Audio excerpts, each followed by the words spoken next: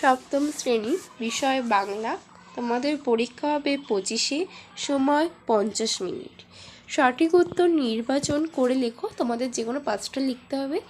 মানুষ যে দৌড়ে চ্যাম্পিয়ন তা হলো আবিষ্কার, হাঁটার, মনের, কল্পনার। সঠিক উত্তর হবে মনের। 2, কাতুকুতো দিলে গরু করে লাফালাফি, দৌড়াদৌড়ি, ছটফট, হুড়োহুড়ি। উত্তর হবে ছটফট। 3, ডক্টর পুরন্দর চৌধুরী ছিলেন আবহাওয়া, কম্পিউটার, রসায়ন, জলবায়ুর বিজ্ঞানী। সঠিক উত্তর হবে আবহাওয়ার বিজ্ঞানী। 4, দ্য মর্নিং অফ ইন্ডিয়া বলা হয় আমার সোনার বাংলা, বলো বলো বলো সবে, জনগণ মন অধিনায়ক জয় হয়ে, ভারতবর্ষ গানটিকে। উত্তর হবে জনগণ মন অধিনায়ক জয় হয়ে। 5, জনগণ মন অধিনায়ক জয় হয়ে গানটি প্রথম প্রকাশিত হয় বেঙ্গলি ভারতী তত্ত্বাবধানী হিতবাদী পত্রিকায়। সঠিক উত্তর হবে তত্ত্বাবধানী। 6, তখন কোন স্বদেশী মিটিংয়ের রীতি ছিল? বক্তৃতার আগে স্বদেশী গান, বক্তৃতার পরে স্বদেশী গান, মিটিংয়ের শুরুতে সমবেত স্বদেশী গান, মিটিংয়ের শেষে সমবেত স্বদেশী গান। সঠিক উত্তর হবে বক্তৃতার আগে স্বদেশী গান। 7, রাত্রে এখানে স্বাগত এককভাবে ডাকে সান্ধ্যসাকে, প্রদীপ আলোকে, বাহুলের গানে। সঠিক উত্তর হবে সান্ধ্যসাকে। সংক্ষেপে উত্তর দাও যে কোনো 4টি। নোট বই বললে কী কী জানা যায়?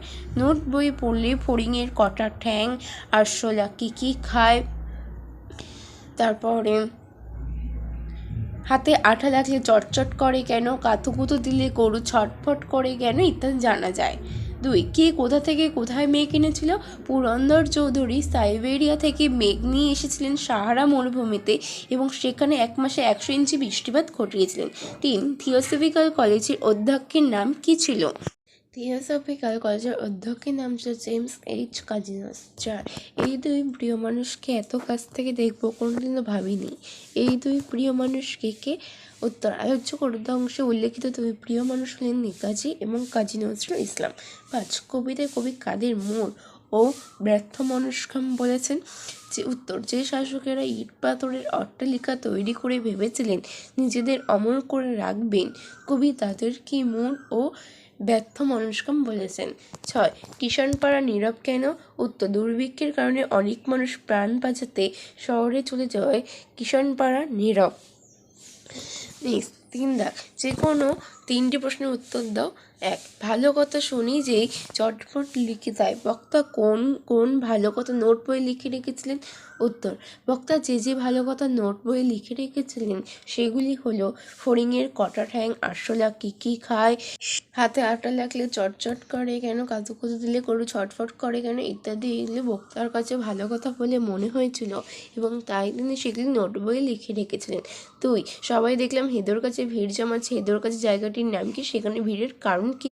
নেক্সট আসছে এক কথায় প্রকাশ করো।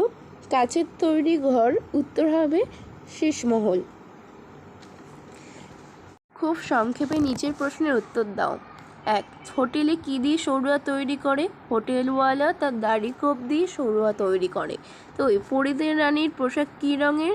উত্তর, পরিদের রানীর পোশাক রূপোলি রঙের। এই কোশ্চেনগুলো কিন্তু তোমরা লিখে নিতে পারো খাতায়। 3, সপ্তাহে কতবার পোস্ট অফিসে যায়? উত্তর, সপ্তাহে 3 বার পোস্ট অফিসে যায়। 4, আম্মাকে ছিলেন? উত্তর, আম্মা ছিলেন সোনাদিয়াদের ধাত্রীমা, তিনি সোনাদিয়াদের দেখাশোনা করতেন। নিজের বিকল্পগুলি যথাযথ উত্তর দাও। সমধাতুজ কর্তা কাকে বলে? উত্তর, কোনো বাক্যের ক্রিয়াপদ যে ধাতু থেকে সৃষ্টি হয়েছে সেই ধাতু থেকে নিষ্পন্ন কোনো নামপদ ওই ক্রিয়ার কর্তা হলে তাকে সমধাতুজ কর্তা বলে। যেমন পড়ুয়া পড়ে, পড়ুয়া কর্তা ও পরে ক্রিয়া উভয়ই পর ধাতু থেকে সৃষ্ট। 2, কারক বিভক্তি নির্ণয় করে বনে বাঘ থাকে। উত্তর, অপাদান কারকের এ বিভক্তি।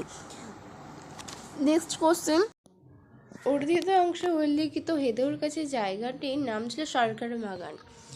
নেক্সট কোশ্চেন ছিল সেখানে ভিড় জমার কারণ। স্কুলে। উত্তর, স্কুলে যাওয়ার সময় হেদো পার্কের কাছে ভিড় দেখে লেখক কৌতূহলী হয়ে ওঠেন।